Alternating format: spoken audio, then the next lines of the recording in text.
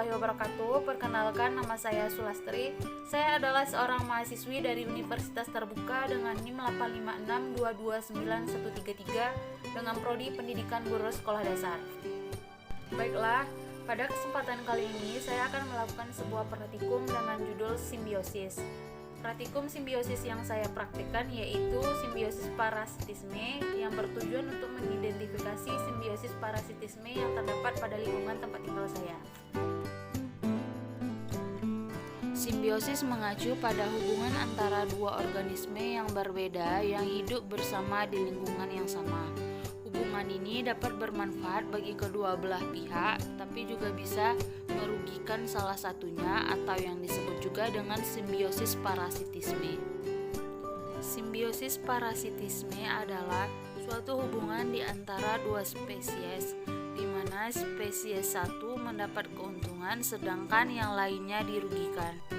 Adapun alat dan bahan yang saya gunakan untuk melakukan praktikum mengidentifikasi simbiosis parasitisme ini, yang pertama ada alat tulis, tabel pengamatan, dan alam sekitar.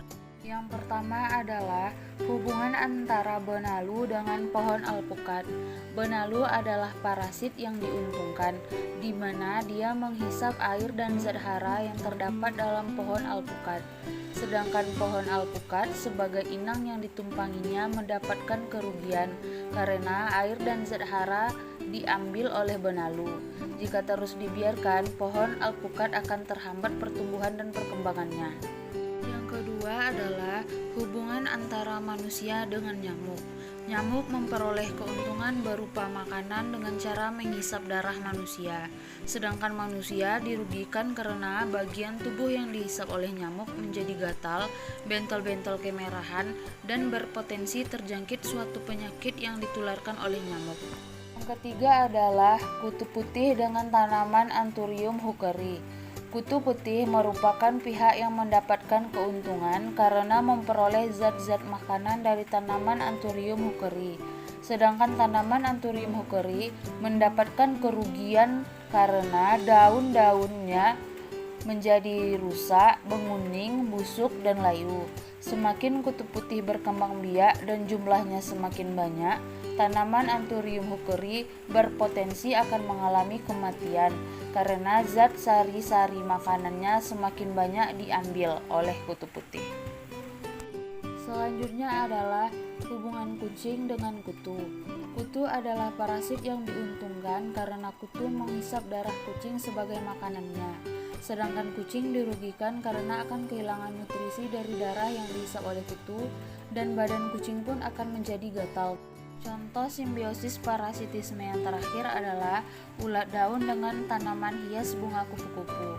Ulat daun sebagai parasit diuntungkan karena mendapatkan sumber makanan dari daun bunga kupu-kupu untuk bertahan hidup. Sedangkan bunga kupu-kupu akan menjadi rusak, daunnya menjadi bolong-bolong, bahkan bisa habis jika terus dibiarkan. Tanamannya pun akan menjadi layu dan tidak subur lagi. Ini adalah tabel hasil pengamatan yang saya lakukan. Kesimpulan dari praktikum yang telah saya lakukan pada hari ini adalah ada 3 jenis simbiosis yang terjadi dalam hubungan antar organisme, yaitu simbiosis mutualisme, komensalisme, dan parasitisme. Simbiosis parasitisme terjadi pada hubungan antara dua jenis makhluk hidup yang berbeda, yang mana salah satu pihaknya mendapatkan keuntungan atau parasit, sedangkan pihak yang lain atau inangnya dirugikan.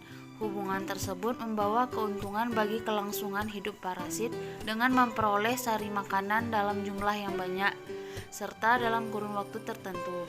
Keberadaan parasit dapat menyebabkan kerugian, kerusakan, bahkan kematian bagi makhluk hidup yang ditumpanginya. Nah, itulah video singkat dari saya. Semoga video saya dapat bermanfaat. Jika ada kesalahan dan kekurangan, saya meminta maaf. Akhir kata, assalamualaikum warahmatullahi wabarakatuh.